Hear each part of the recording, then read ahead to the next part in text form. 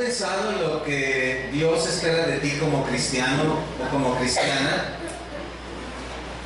¿Has pensado que Dios espera que te congregues diligentemente, que te integres a una iglesia local, que seas puntual en tu tiempo de llegada?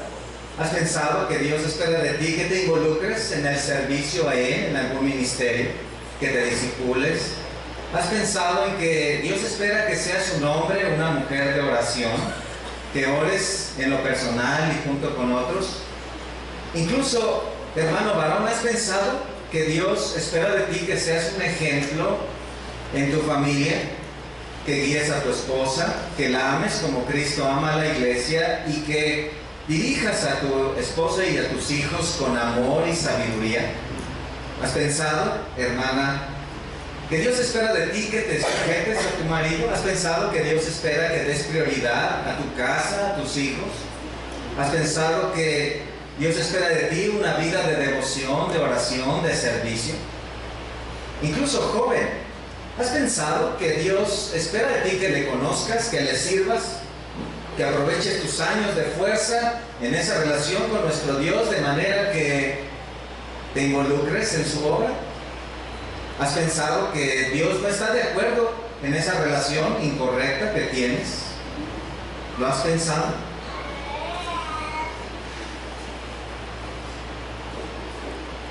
Este es un ejercicio. Es un ejercicio para saber qué es lo que ustedes pensaron al escuchar estas palabras. ¿Qué clase de pensamientos vinieron a tu mente?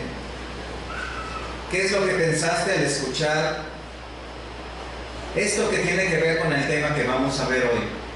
Y que está relacionado con la primera carta a los Corintios en el capítulo 4, versículo 14. Esta carta en la que hemos estado estudiando, el apóstol Pablo, de parte de Dios, escribe a una iglesia en Corinto, que se encontraba con muchos problemas. Y en el versículo 14, del cual desprenderá hoy nuestro estudio, se menciona uno de los temas más importantes que tiene que ver con el cristiano y la cristiana. El versículo 14 dice: no escribo esto para avergonzaros, sino para amonestaros como a hijos míos amados. El tema que esta tarde tomaremos para meditar en él es un tema muy importante para la iglesia, un tema del cual todos nosotros necesitamos escuchar y aprender, porque es el tema de la amonestación.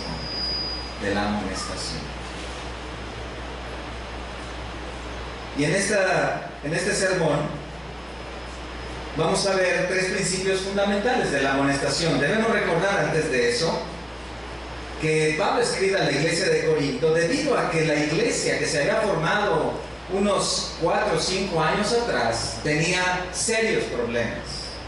En cada uno de los capítulos podemos notar problemas en la iglesia. Podemos notar conflictos, podemos notar inmoralidad, podemos notar pleitos, podemos notar problemas matrimoniales, podemos notar problemas en la adoración, problemas. Y esta carta, que forma parte de una serie de cartas, de las cuales solamente tenemos 2, esta carta en el versículo 14 del capítulo 4 enfoca en uno de los temas fundamentales, o uno de los propósitos fundamentales de esta carta: la amonestación. Pablo tiene el propósito de amonestar a los hermanos en Corinto para llamarles a una corrección. La amonestación es una práctica muy necesaria dentro de la iglesia cristiana. La amonestación, la cual se hace escasa en la mayoría de las iglesias, es algo que podemos ver aquí en este versículo 14 como necesario, porque como cristianos y cristianas tenemos la necesidad de ser corregidos. Y vamos a ver esta tarde 3 principios fundamentales de la amonestación. Vamos a ver en primer lugar que la amonestación confronta el pecado. La amonestación es necesaria por nuestra condición espiritual. Aún como cristianos y cristianas tenemos fallas, equivocaciones, tenemos debilidades, tenemos pecados. El término amonestar, que ustedes notan ahí en el versículo 14, significa instruir, significa poner en la mente mediante una advertencia o una llamada de atención hacia algo. Es la instrucción de palabra. El que amonesta bíblicamente intenta poner la palabra de Dios en el corazón de la persona a la cual amonesta. La amonestación surge porque creemos que podemos escondernos de la perfecta omnisciencia de Dios y por tal motivo, al ir hacia el pecado, la mayoría de nosotros llegamos a creer que Dios no va a hacer nada. La vista omnisciente de Dios, la cual en términos de Hebreos dice que penetra hasta partir el alma y el espíritu, las coyunturas y los tuétanos, y discierne los pensamientos y las intenciones del corazón. La vista de Dios penetra en nuestras vidas y expone y trata con aquello que Él le llama pecado. Job reflexionó sobre esta verdad cuando dijo: ¿no ve Él mis caminos y cuenta todos mis pasos? Pedro dijo: Señor, tú lo sabes todo. Pese a eso, en ocasiones lo olvidamos. En ocasiones olvidamos que Dios debe tratar con el pecado, porque en su carácter santo Dios tiene que responder a cada uno de los pecados, y en el cristiano también. Ahora debemos comenzar entendiendo que si en algún momento tenemos intenciones, pensamientos, algunas ideas, actitudes e incluso acciones equivocadas, Dios le llama pecado. Y Dios está comprometido con tratar con el pecado, particularmente en la vida de sus hijos. Dios conoce totalmente nuestra vida. Todo lo que es nuestro ser, aún no sale la palabra de nuestra boca, dice Mateo 6, ya la sabe Él toda. En el Salmo 94:11 dice que Jehová conoce los pensamientos de los hombres. En Primera de Crónicas 28:9 dice que Jehová escudriña los corazones de todos y entiende todo intento de los pensamientos. Dado que Dios es todo perfecto, Dios conoce perfectamente todas las cosas. Él sabe cuando quieres tomar el camino equivocado. Él sabe la manera en la cual tu devoción hacia Él está en la vida diaria. Él sabe si lees tu Biblia, Él sabe si oras, Él sabe si te congregas con un corazón gozoso, Él sabe cómo estás guiando tu familia, Él sabe si estás sirviendo en un ministerio con una sinceridad de agradarlo a Él lo sabe todo. Él sabe tus proyectos de vida, Él sabe que tanto consideras su obra en tu corazón, Él sabe absolutamente cómo actúas en cada momento, en cada lugar, en cada minuto, en cada segundo, si aún todo eso surge de un corazón que quiere agradarle a Él o no. Si estás siendo diligente o negligente en tu trabajo, Él lo sabe. Si guías a tu esposa y a tus hijos con amor y diligencia en su palabra, Él lo sabe. Él lo sabe todo de ti, todos tus pensamientos, todos tus propósitos, todas las situaciones en tu vida, actitudes buenas y malas, todo está abierto ante Él. Y aunque en algunas ocasiones tú y yo queremos esconderlo, Él lo sabe todo. Y conoce nuestros pecados. ¿Qué hace Él con todo ese conocimiento pleno?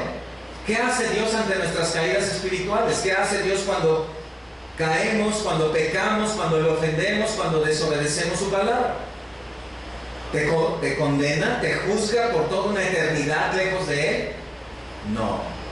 Aquí comenzamos a ver la misericordia y el amor de Dios. Este es el corazón de un Dios compasivo, que lo que hace es que trata con nuestro pecado, no es indiferente a Él, no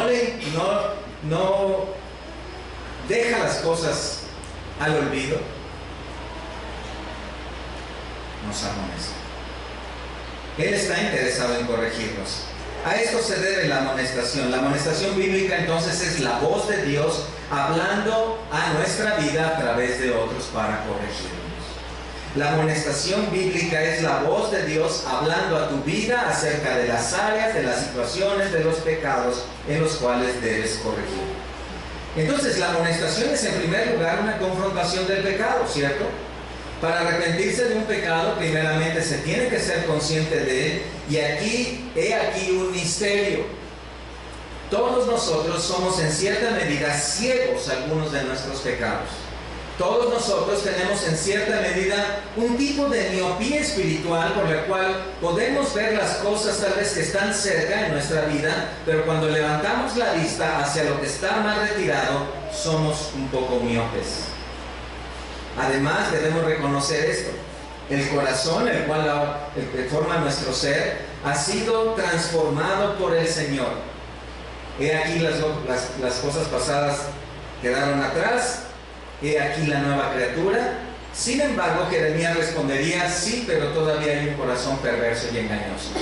Y ese corazón perverso y engañoso necesita amonestación, porque ese corazón perverso y engañoso es un corazón orgulloso y soberbio. Es parte de la condición humana. La soberbia es como un velo que no deja ver el pecado de uno mismo. Y esta es una de las más grandes catástrofes del hombre, porque el orgullo del corazón lo envuelve como en un tipo de nube, empaña su vista y hace que la mente propia hierre en pensamientos equivocados, de tal manera que la persona levanta una imagen de sí mismo que no es real. Y en esa imagen está autoengañado o autoengañada. En realidad, el autoengaño es el hermano gemelo de la soberbia. No ver el pecado, entonces, es ser víctima del corazón engañoso, y esto es algo que es muy común en los hombres. Allá en el libro de Abdías, capítulo 1, versículo 3, se habla acerca de Edom. Si me acompañan ahí al libro de Abdías, se habla acerca de Edom. Edom era una nación que se caracterizó por una actitud, y lo menciona en el versículo 3: la soberbia de tu corazón te ha engañado. Tú que moras en las hendiduras de las peñas, en tu altísima morada, que dices en tu corazón: ¿quién me derribará a tierra? Estos parecen palabras de cualquier persona que, viéndose autosuficiente, independiente, actúa con una soberbia pensando que tal persona pensando que siempre estará en las alturas y nada lo moverá de ahí. La principal carencia entonces de un corazón soberbio es de una perspectiva real de sí mismo, de sí misma, y entonces esta es una de las razones de la amonestación. ¿Cómo es posible que un corazón orgulloso, ciego a su propia realidad, velado por su soberbia, cómo es que un corazón así se puede dar cuenta de su condición si el mismo orgullo le impide ver? ¿Puede acaso, por ejemplo, una embarcación por su propia voluntad desaparecer la niebla que está alrededor para poder ver con claridad? No.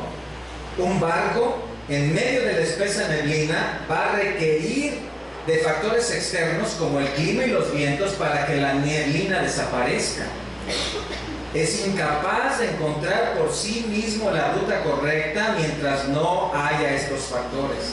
Así sucede con el corazón del hombre. Así sucede con el corazón soberbio. Depende de factores externos que le descubran su realidad. Y solo la misericordia de Dios, manifestada a través de la amonestación de otros, puede abrir esa mente ensimismada. Solamente a través de una amonestación bíblica funcionan como unas luces potentes que traspasan la neblina y entonces se puede mostrar y ver el camino. ¿Cómo lo hace Dios? ¿Cómo es que Dios le revela al hombre su soberbia y le llama a volver? ¿Cómo es que la luz del sol puede traspasar las espesas nubes e iluminar el camino donde el cual se puede andar? La respuesta es la misma: la amonestación. Mediante la amonestación bíblica, Dios entonces llama a algunos a volverse al buen camino. Regularmente se considera la amonestación como una tarea exclusiva de los pastores o de los líderes, alguien que está a cargo de los demás. Pero en realidad, en lo que vamos a ver más adelante, nos daremos cuenta que toda la iglesia ha sido llamada, diseñada y llamada para amonestar.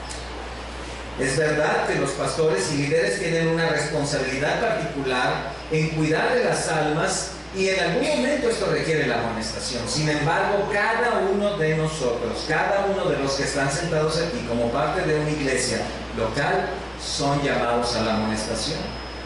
Vean por favor conmigo en la primera carta de los Tesalonicenses, en el capítulo 5, versículo 14, cómo es que Dios ha diseñado la iglesia. También os rogamos, hermanos, que amonestéis a los ociosos. Noten por favor que esto no es dirigido a un grupo particular de la iglesia como pastores o líderes o a los que están de coordinadores, sino a los hermanos. ¿Y qué es el llamado? Que amonestéis a los ociosos. Dios quiere un pueblo celoso de buenas obras. Dios quiere un pueblo que camine en la verdad. Dios quiere cristianos y cristianas diligentes en su obra, involucrados en los ministerios. Dios quiere que tu vida sea una vida claramente determinada hacia las cosas de Dios. Que como hombre, como varón, seas una guía, un ejemplo para tu esposa y para tus hijos. Que seas el primero en cuanto a la oración, en cuanto al servicio, en cuanto al discipulado, en cuanto a la predicación de la palabra. Si tú eres verdaderamente cristiano, Dios espera esto de ti. Y también espera de cada una de las mujeres que sean mujeres diligentes en cuanto a sus prioridades, en el hogar, con los hijos, en cuanto a la oración, en cuanto al servicio, en cuanto a todo lo que tiene que ver con la obra de Dios. Dios espera eso de cada uno de nosotros, y cuando no llega a suceder en nuestra vida, Dios misericordiosa y compasivamente envía a alguien para amonestarnos, para corregirnos. Esto es parte del amor de Dios manifestado también en el amor del hermano o de la hermana. Bueno, muchas personas van de iglesia en iglesia buscando un tipo de adoración, un tipo de asistencia en el cual nadie se meta con nadie. Un poco al estilo famoso de yo respeto, tú respetas, dejo vivir, dejas vivir. Cuando esto sucede, trae como consecuencia una iglesia enferma, una iglesia tolerante al pecado, una iglesia indiferente el uno del otro. Yo vengo, me siento, me congrego, escucho, me levanto y me voy. ¿Quién se sentó a mi lado? ¿Cómo está la vida de los que están alrededor? ¿Quién sabe? He escuchado de una manera muy extraña como muchas personas se sienten muy solas en las mega iglesias. ¿Cómo puede suceder eso? Puedo pensar tal vez que una persona se sienta sola cuando está con 2 o 3 personas en una iglesia de 5, 10, 15 personas. Pero ¿cómo puede ser que alguien se sienta solo, sola en una iglesia de 500, de 1000 personas? Y esto encuentra una respuesta. Es la tendencia común de la sociedad, la cual se involucra en la iglesia o se filtra en la iglesia, de ser una persona desinteresada hacia los que están alrededor. La iglesia no ha sido diseñada con ese propósito. Dios ha diseñado a la iglesia de manera que ustedes se involucren unos en las vidas de otros, de una manera bíblica. Que haya un interés en cuanto al caminar de la vida de mi hermano o de mi hermana. Que haya también una oración de unos por otros y un apoyo en la lucha espiritual de unos con otros. Así es la iglesia, ¿cierto? La iglesia no es de personas independientes sentadas cada una en una silla. La iglesia es de personas involucradas que se conocen, se relacionan y se ayudan mutuamente. ¿Recuerdas en 1 Corintios 12 cómo la iglesia es vista como un cuerpo? ¿Recuerdas, por ejemplo, en Efesios 4 cómo la iglesia es vista como un edificio, el cual todas sus partes están bien construidas y unidas? Así es la iglesia, y dentro de ello está necesario entonces este elemento muy importante, la amonestación.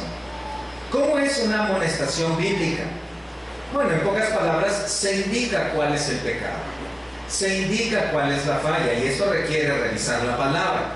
Es decir, aquí queda fuera cualquier tipo de apreciación, algún tipo de se me hace que, o me parece que, o siento como que alguien está mal.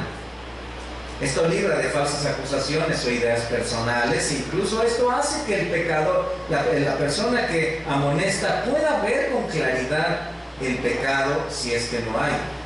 Quiero llevarles a un ejemplo de esto allá en 2 de Crónicas, capítulo 26, versículo 18. En este capítulo, el rey Usías rey de Judá, tenía una intención de adorar a Dios, y él, siendo rey, fue confrontado por su pecado. En el versículo 18, los sacerdotes le dijeron: no te corresponde a ti, Usías, el quemar incienso a Jehová, sino a los sacerdotes hijos de Aarón, que son consagrados para quemarlo. Ahí en esa ocasión el pecado fue marcado claramente. ¿Por qué? ¿Cómo lo hicieron? Bueno, los sacerdotes hicieron referencia a lo que dice la ley en Éxodo 37 y 8. La exhortación efectiva, la amonestación bíblica, lleva a la persona a hablar a otra acerca de su pecado respecto a la palabra de Dios. Subjetividades, apreciaciones, ideas, prejuicios quedan fuera. La palabra recuerda, es suficiente para mostrarnos todo lo que tiene que ver en las áreas de la vida. Segunda de Timoteo 3:16, ¿cierto? Toda la escritura es inspirada por Dios y es útil para enseñar, corregir, redarguir e instruir en justicia, a fin de que el hombre de Dios sea perfecto, enteramente, completamente preparado para toda buena obra. La palabra entonces se convierte en lente a través del cual podemos en algún momento observar el área de necesidad en la vida de un hermano o de una hermana. Es el microscopio a través del cual debemos ver las situaciones, las actitudes, las palabras o las acciones de alguien. Dios y su palabra abarcan todas las áreas de la vida, y cualquier cosa que se pueda señalar fuera de lo que está en la palabra termina siendo una simple apreciación. Aquí el punto importante es que la amonestación bíblica siempre tiene su base en los mandamientos de Dios. Y por supuesto, se hace un llamado a obedecer a Dios. Esto es parte del corazón de Dios, el amor de Dios manifestado a través de una persona que llama al pecador a volverse del mal camino. En Mateo 18:15 dice que si tu hermano peca, ve y repréndele estando tú y él solos. Y dice al final del versículo 15 el objetivo de la amonestación: si te oyere, has ganado a tu hermano. Este es el objetivo, no lo perdamos de vista: ganar al hermano para el camino del Señor. Cuando Nehemías, por ejemplo, en Nehemías capítulo 5, si lo ven en sus Biblias, exhortó al pueblo, él les dijo con claridad dónde se habían equivocado. Dios ha diseñado la iglesia de esta manera, porque Él mismo fue el primero que amonestó, ¿recuerdan? Allá en el Edén con Adán y Eva. Él mismo fue el primero que puso este principio cuando Él habló a Adán y Eva acerca de su desobediencia. Por supuesto, como Dios no solamente conocía los hechos, sino también los corazones. ¿Qué es entonces la amonestación? Es el llamado de parte de Dios acerca de las actitudes y hechos claros, evidentes, que están en contra de la palabra de Dios. Es decir, la amonestación no tiene que ver con las motivaciones del corazón. Puesto que no somos Dios, nadie de nosotros puede conocer esas intenciones y esas motivaciones. No amonestamos intenciones del corazón, se amonestan los hechos, las actitudes, las palabras. Estos ejemplos demuestran que todos, sin importar nuestra posición, estamos expuestos a ser amonestados. Por ejemplo, en el caso del fútbol, la mayoría de ustedes sabe que los 22 jugadores en la cancha están expuestos, si hacen una falta principalmente, a ser amonestados mediante una tarjeta amarilla, ¿cierto? Y después de 2 amonestaciones, ellos pueden ser expulsados de la cancha. Y es lo que regularmente vemos en un partido de fútbol. Sin embargo, ¿sabes que también las personas que están en la banca pueden ser también amonestadas? El director técnico, el preparador físico, los que están también como suplentes esperando en el argumento, pueden ser amonestados. Incluso pueden ser amonestados todos los asistentes en el estadio. De tal manera que si ellos reinciden en algún momento el partido, se puede jugar a puerta cerrada.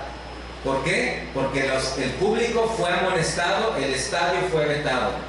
Es decir, Todos están expuestos a esto. Así sucede en la iglesia. Así sucede en la iglesia. La amonestación es para el siervo y para el rey, para la oveja y para el líder, para todos y cada uno de nosotros. ¿Por qué? Porque todos necesitamos en algún momento la corrección.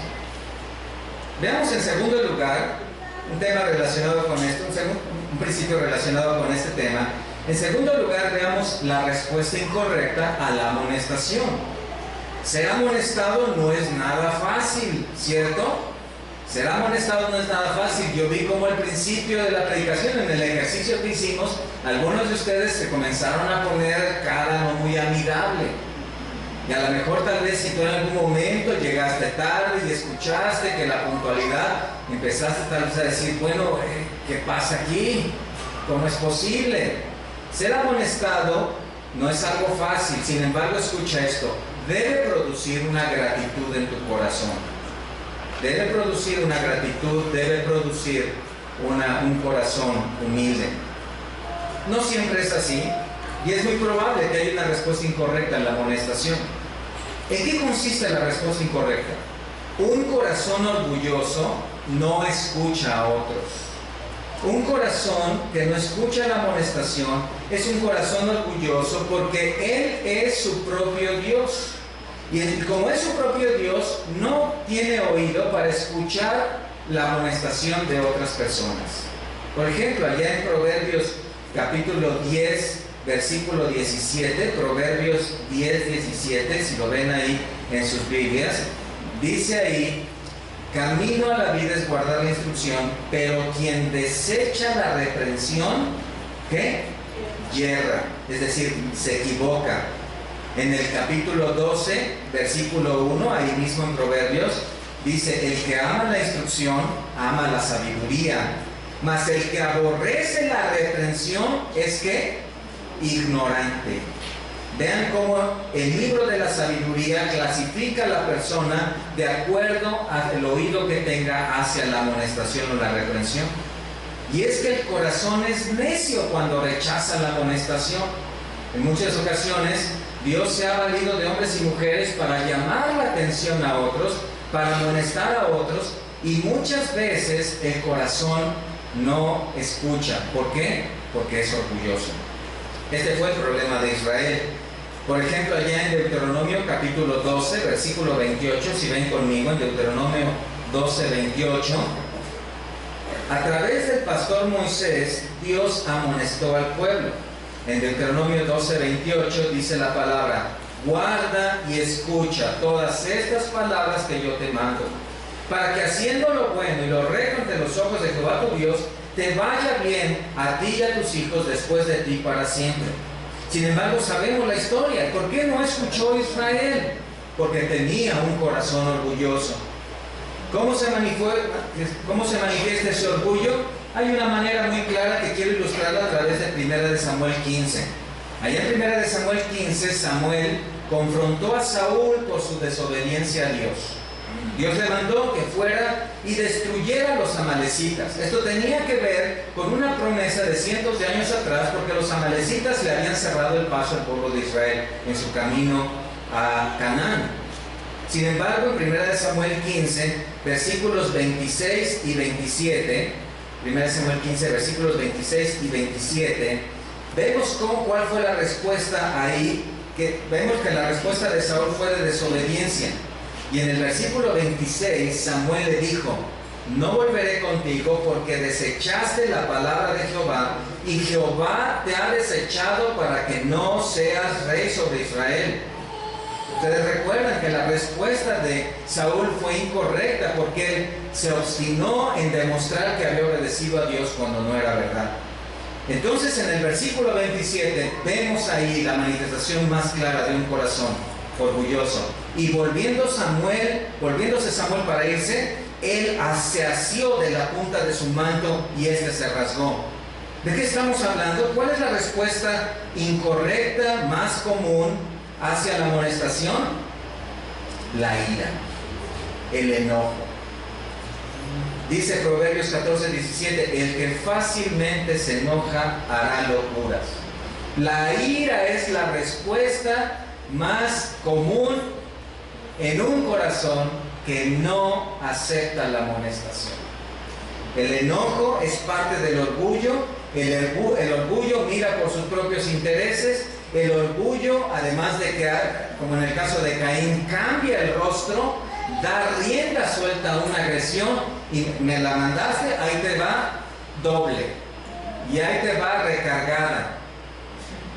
El ataque, dicen por ahí, es la mejor defensa.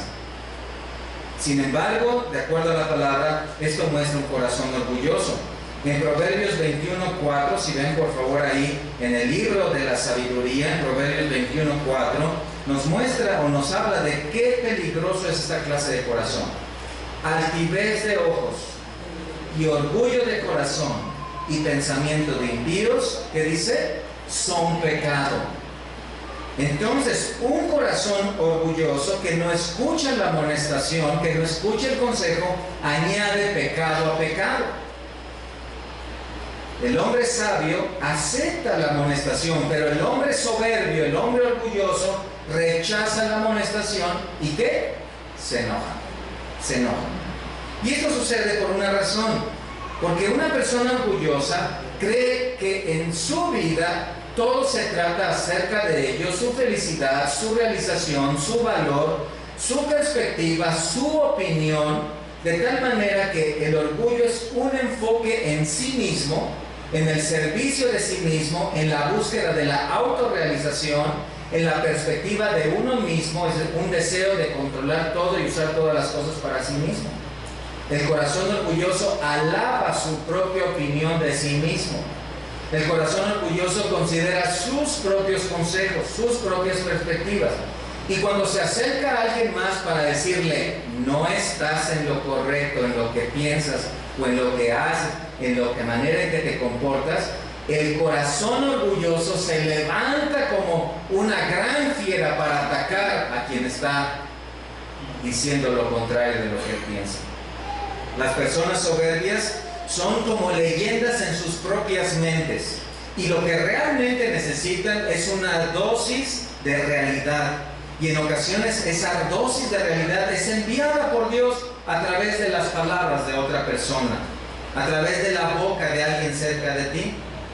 Vean por ejemplo cuál fue la respuesta del rey Usías, regresando a Segunda de Crónicas capítulo 26. Segunda de Crónicas capítulo 26. Observen ahí por favor la respuesta del rey Usías cuando fue amonestado o cuando fue confrontado. Segunda de Crónicas capítulo 26. Observen por favor el versículo 16.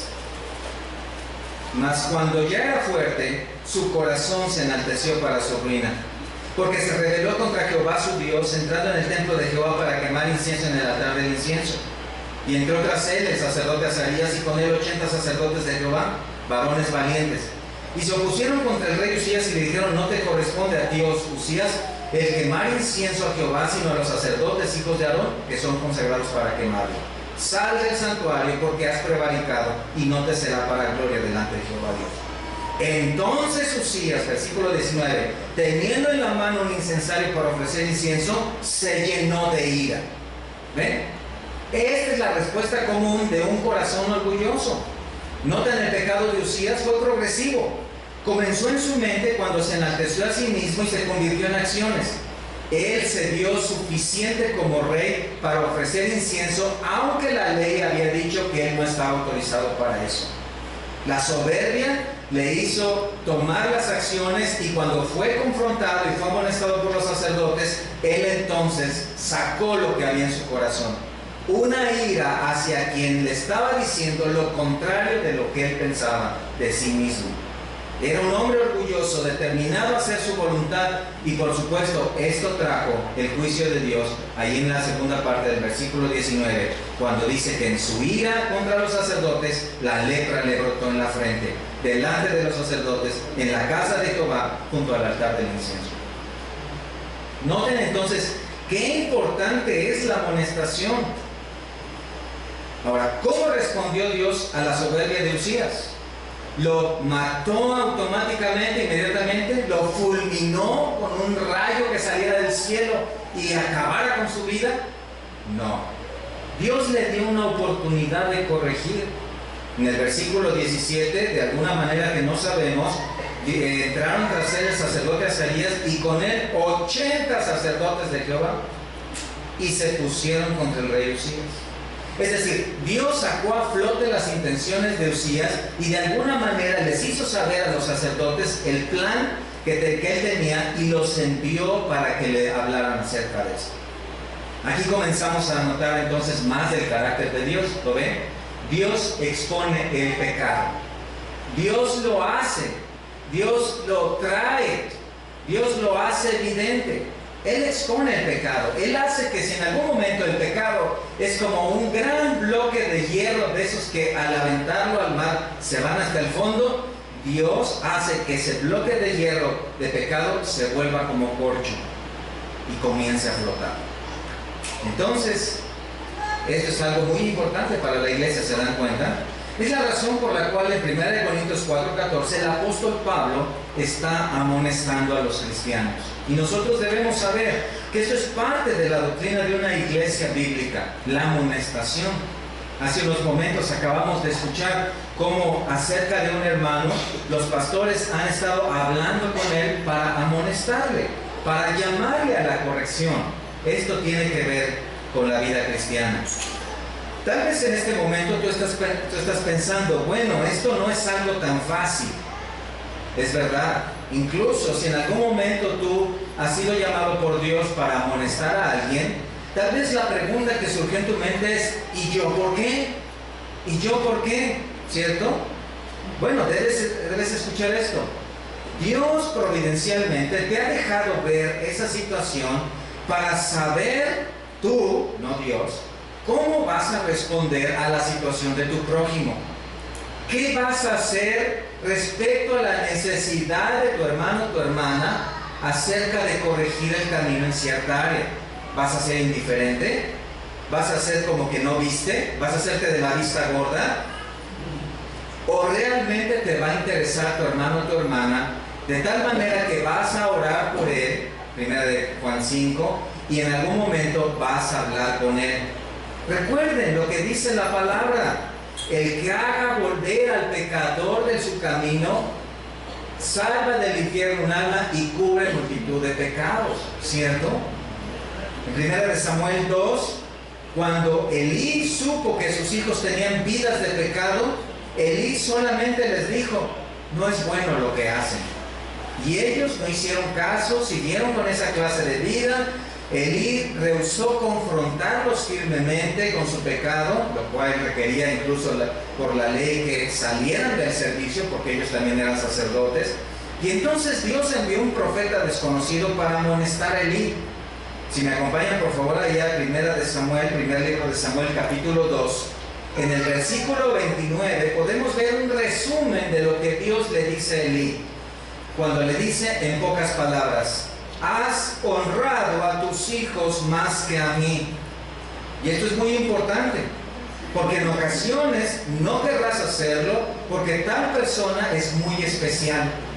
Tal persona tal vez es difícil de tratar. Preferirías darle la vuelta, hacer como que no viste, como que no existe, como que no, realmente no era la persona que vi en ese lugar a tales horas. Que tal vez ahí la pregunta sería, entonces, ¿cómo estabas tú también ahí en ese lugar? ¿No? Recuerda, Dios te ha dado la gracia para ver la situación y la necesidad espiritual en tu hermano y tu hermana. Podrías ser tan indiferente como para que no te importe y no poder decirle y ayudarle a tu hermano y hermana con amor y humildad acerca de lo que debe corregir en su vida. ¿Cuántas veces, por ejemplo, los varones, no te ha sucedido tal vez que saliendo rápido de la casa olvidas subir el cierre de tu pantalón? Y entonces cuando vas por ahí, por allá, algunas personas tal vez solo se quedan viendo, pero no se atreven a poder decir por cierta pena o tal vez porque tal vez la persona va a tomarlo a mal, hasta que alguien con valor y con el propósito de ayudarte te dice: fíjate que algo pasa ahí, tienes tu cierre abajo. con mucha pena, pero agradecidos, aceptamos el comentario, ¿cierto? Así es en la vida cristiana. Así es en la vida cristiana. Dios espera que haya amonestación y manda, incluso, por ejemplo, a los pastores. Primera de Timoteo 4:13, veanlo ahí. Manda a los pastores que traten con el pecado de las ovejas en la iglesia.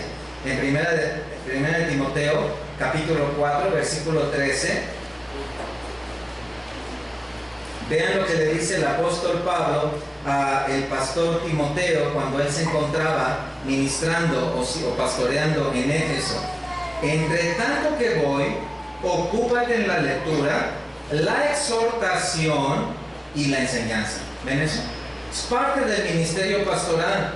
No se trata de ser un asunto personal, no se trata de hacer la vida de cuadritos o de poner piedritas en el camino.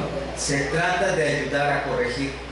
Entonces la iglesia, una iglesia bíblica, entiende que los pastores no solamente predican, también exhortan, también amonestan. Y esto, les aseguro, no por entretenimiento. No son las cosas fáciles del ministerio. En realidad no hay cosas fáciles, pero podría decir que son de las cosas más difíciles. Y se hace por obediencia al mandato de Dios. Un pastor indiferente a las ovejas, que deja que ellas se vayan por el camino del pecado. Por ejemplo, que si alguien ha dejado de congregarse y tiene una vida tibia, sin discipularse, sin guiar a su familia en la palabra, ¿no sería adecuado y correcto que con amor, con sabiduría, pero con claridad, el pastor le dijera: no es bueno lo que haces? ¿No esa amonestación ayudaría en algún momento para que alguien dijera: tienes razón, debo corregir, no es lo que Dios espera de mí? Un pastor indiferente hacia las ovejas, que dejan el rebaño o que se desvíen del camino, no es un buen pastor. En realidad es un pastor negligente. Es la razón por la cual gran parte del pueblo de Dios vaga como sin pastor, como ovejas sin pastor. Y no estoy diciendo que esas ovejas no se congreguen, en realidad sí se congregan. Están en una mega iglesia donde para un hombre es imposible poder pastorear. Es imposible, son simples cabezas que se congregan cada domingo y apenas puede conocer a los de las primeras filas. Por lo tanto, no se ocupa en cuidar, en instruir y tampoco en amonestar de manera personal. Tristemente, esto es lo que está pasando con gran parte del pueblo de Dios, pero no es el propósito de Dios eso. En 2 de Timoteo, capítulo 3, versículo 17, ya vimos cómo la palabra, que es inspirada por Dios, dice en el versículo 17, para redarguir y para corregir. En algunas ocasiones, entonces, se tiene que corregir con la palabra, se tiene que amonestar. Y debemos entender que esta amonestación es una responsabilidad bíblica, no solo de los pastores, sino de todos los congregantes. Ya leímos 1 Tesalonicenses 5:14, ¿cierto? Al amonestar a los ociosos, todos en la iglesia. Hay mucha influencia del mundo. Vive y deja vivir, ¿cierto? No te metas conmigo, no me meto contigo. Nuestra sociedad aboga por una tolerancia. Deja que los demás vivan como quieran. Pero en la iglesia no es así. Los que se están integrando a esta iglesia deben saber que consideramos esto como uno de las principales tareas del pastorado, la amonestación. Ahora, déjame recordarte esto: la amonestación es la instrucción precisa acerca de actitudes, hechos, palabras, formas de vida que no agradan a Dios. En algunas ocasiones, las personas, los cristianos, tienen ideas equivocadas acerca de esto. Incluso utilizan Mateo 7:1, que dice: no juzguéis para que no seáis juzgados, como un escudo para decir que nadie se debe meter en mi vida y yo no me debo meter en la vida de nadie. Sin embargo, en esa ocasión, en ese pasaje, se está hablando de la crítica que busca destruir a la persona. No estamos hablando de eso. La amonestación busca edificar. La amonestación busca ayudar. La amonestación es buscar que el pecador vuelva al camino correcto. Dios entonces dirigió a Azarías y a los 80 sacerdotes para confrontar a Uzías. ¿Y Uzías cómo respondió? Con ira. Nunca, nunca, nunca respondas de esa manera cuando te amonestan. Es añadir pecado a pecado. Muestra una necedad y demuestra que muy probablemente lo que te están diciendo es verdad. En el versículo 19 que leímos, a Uzías, teniendo en la mano incensario, se llenó de ira. Aquí está el corazón soberbio. Si quieres saber si una persona es soberbia o orgullosa, muéstrale su pecado. La mejor manera de saber sobre el orgullo o la humildad de alguien es la manera como responde a la reprensión. Uzías respondió con ira, estaba indignado, estaban cortando sus deseos egoístas. Tal vez algunos de sus pensamientos eran algo así como: ¿cómo es posible que me digan eso a mí? ¿Quiénes se creen ellos para decirme yo soy el rey? Estaba equivocado. Uzías demostró su soberbia respondiendo con ira, y así demuestran la soberbia los corazones que responden con ira a la amonestación. Proverbios 12:16, el necio al punto da a conocer su ira. Proverbios 27:3, pesada es la piedra y la arena pesa, mas la ira del necio es más pesada que ambas. Un hombre necio se identifica rápidamente por su actitud ante la amonestación. Muy pocos pueden realmente resistir la amonestación y tomarlo con sabiduría. Muy pocos pueden agradecer el consejo o la llamada de atención, porque el corazón por naturaleza es necio, y lo que necesitamos es más y más de la sabiduría de la palabra para que nuestro corazón sea sabio. El necio es sordo, el sabio escucha. El necio se enoja, el sabio agradece. ¿Cómo vas a responder entonces a la próxima exhortación? No estoy profetizando nada, no estoy diciendo a un profeta que ahí viene, no. Simplemente es: yo sé que tú como yo, cada uno en diferentes áreas, en mayor o menor grado, en algún momento de la vida necesitamos amonestación. Es una de las razones también por las cuales el modelo bíblico de una iglesia es el liderazgo plural. Será muy difícil cuando hay un solo pastor que alguna de las ovejas se acerque con el pastor para amonestarlo, ¿cierto? Más de uno ha preferido mejor salir de la iglesia e ir a otro lugar. Pero cuando hay un liderazgo plural, dos o más pastores, un pastor puede amonestar adecuadamente a otro pastor. Y esto es algo que cuida de la iglesia. Esto es algo que protege a la iglesia de señoríos. ¿Cómo vas a responder cuando alguien confronte tu pecado con lo que dice la palabra y te llame al arrepentimiento? Es fundamental entender esto. La amonestación viene de parte de Dios. San Agustín dijo: si se te exceptúa del padecimiento del azote, también eres exceptuado del número de los hijos. En tercer lugar, veamos la respuesta correcta a la amonestación. Por el contrario, el hombre sabio escucha la amonestación, actúa con humildad sabiendo que no sabe todas las cosas, entendiendo que no sabe todas las cosas. Comprende que hay una necesidad de reflexionar en su propia vida acerca de lo que está escuchando. Por tanto, no se apresura a negarlo, sino responde con humildad y con un oído pronto. Proverbios 29:8. El libro de Proverbios es sabiduría abundante y nos hace muy bien ir a este libro, porque este libro nos enseña lo que es el corazón sabio. Proverbios 29:8. Los hombres escarnecedores ponen la ciudad en llamas, mas los sabios apartan la ira. ¿Ven eso? Los sabios apartan la ira. Y ve el versículo 11. El necio da rienda suelta a toda su ira, mas el sabio al fin la sosiega. ¿Se da cuenta? Esta es la gracia de Dios. Escuchar saber escuchar. Y es muy interesante porque hace un tiempo visité un hospital, en el hospital a un hermano que estaba prácticamente a punto de partir con el Señor, y al llegar ahí para visitarlo, para poder hablar con él, me dijo uno de los familiares: él ya no ve, en realidad está muy grave, está prácticamente agonizando, pero los doctores nos dicen que sí escucha. Que sí escucha, es decir, el oído es el último, prácticamente el último de los sentidos que se pierde. Y eso es algo que nos muestra la gracia de Dios, ¿cierto? Entonces, me limité entonces a hablar al oído, al hermano, recordarle el Evangelio y hablarle del lugar al cual Dios iba. El oído se pierde al final. Cuando se pierde el oído,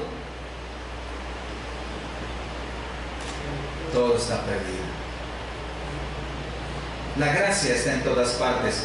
Si entiendes la soberanía y la providencia de Dios, de que toda situación en nuestra vida está determinada por Él, si entiendes que todo discernimiento espiritual lo tienes por el Espíritu Santo que mora en ti, entonces puedes entender que ver el pecado de un hermano es una gracia y obra de Dios. Dios providencialmente hace que alguien vea esta situación en tu vida. Dios providencialmente envía a esta persona para hablarte acerca de lo que está sucediendo. Dios ha determinado que tú o alguien lo vea. Dios ha determinado que tú o alguien sea la oportunidad que tienes para corregir. Eres el Samuel de tu Saúl, eres el Natán de tu David, o eres el Elías de tu Acab. Y escucha, Saúl, escucha, David, y escucha, Acab. El oído humilde es la respuesta más clara de un corazón sabio. Ve conmigo, por favor, nuevamente a Proverbios capítulo 15, versículo 31. Proverbios capítulo 15, versículo 31. Nuevamente veamos aquí lo que dice Dios. El oído que escucha las amonestaciones de la vida, ¿qué? Entre los sabios morará. El que tiene en poco la disciplina menosprecia su alma, mas el que escucha la corrección, te dice, tiene entendimiento. ¿Quieres ser un cristiano, una cristiana con entendimiento? ¿Quieres aprender? ¿Quieres corregir en las áreas de tu vida? Escucha, escucha. Cuando alguien enviado por Dios se acerque a ti y te hable acerca de algunas áreas en tu vida que debes corregir, escucha, reflexiona, no lo niegues, no te levantes en armas, no declares la guerra en contra de.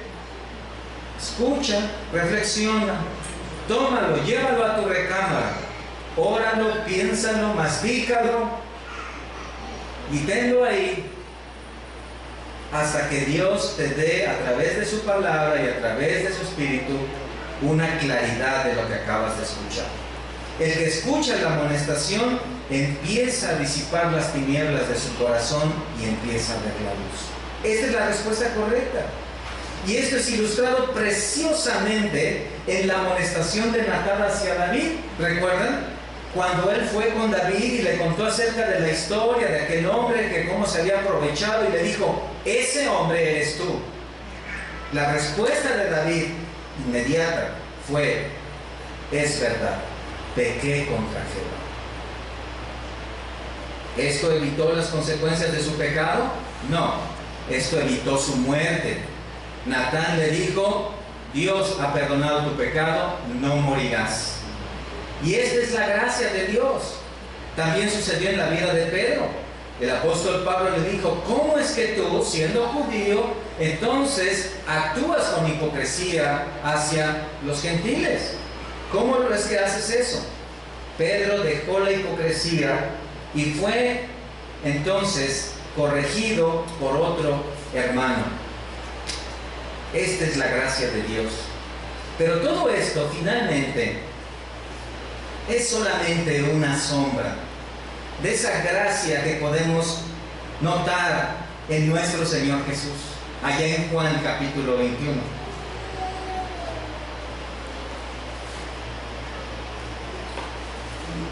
En el Evangelio de Juan capítulo 21, recuerdan, el Señor, después de haber resucitado, Él estuvo varios días con sus discípulos y había un asunto pendiente, porque días atrás uno de sus hombres le había negado, ¿recuerdan? Y aunque ya había resucitado, esa situación estaba ahí pendiente. Entonces, en Juan capítulo 21, versículo 15, dice que cuando hubieron comido, Jesús dijo a Simón Pedro, voy a leerlo en la versión de las Américas para tener más claridad. Simón, hijo de Juan, ¿me amas más que estos? Pedro le dijo, sí, Señor, tú sabes que te quiero. Jesús le dijo, apacienta mis corderos. Y volvió a decirle por segunda vez, Simón, hijo de Juan, ¿me amas? Pedro le dijo, sí, Señor, tú sabes que te quiero. Jesús le dijo, pastorea mis ovejas. Le dijo por tercera vez, Simón, hijo de Juan, ¿me quieres? Pedro se entristeció, porque la tercera vez le dijo, ¿me quieres? Y le respondió, Señor,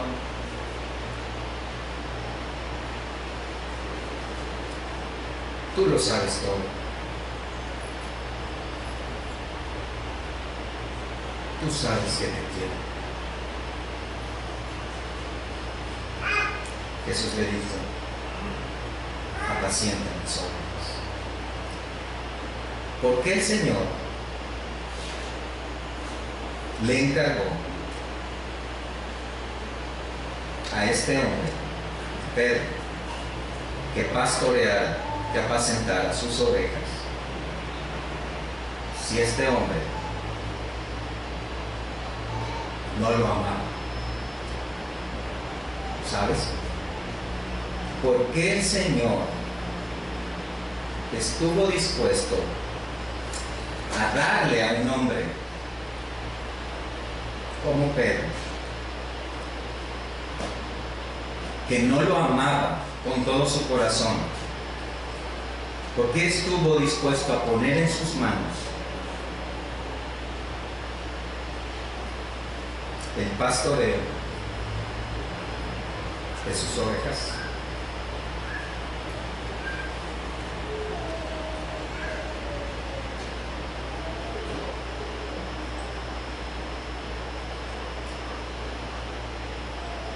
Porque no existe la virtud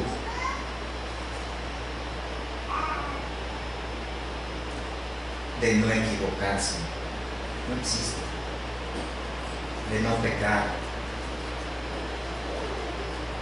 pero sí existe la virtud de escuchar, de reflexionar y saber corregir. Un corazón humilde sabe escuchar la amonestación, sabe reconocer sus pecados, sabe pedir perdón, sabe aprender de sus caídas y corregir. Todo por la gracia de Dios en Cristo. Amén. Padre, te damos gracias por este tiempo que nos has dado en tu palabra y te damos gracias por todos los medios que usas para amonestarnos. Gracias, Señor, porque son instrumentos para corregir, para moldear nuestra vida. Te damos gracias porque has diseñado la iglesia de esta manera, de tal forma que en la amonestación de unos hacia otros, se cuida también la santidad y así tú bendices a tu pueblo. Gracias porque a través de tu palabra podemos aprender que esta es una doctrina bíblica y te pido, Señor, que nos des la gracia para ser hombres y mujeres con un oído atento. Que tengamos un corazón que sepa reflexionar la reprensión o la amonestación. Que tengamos un corazón dispuesto.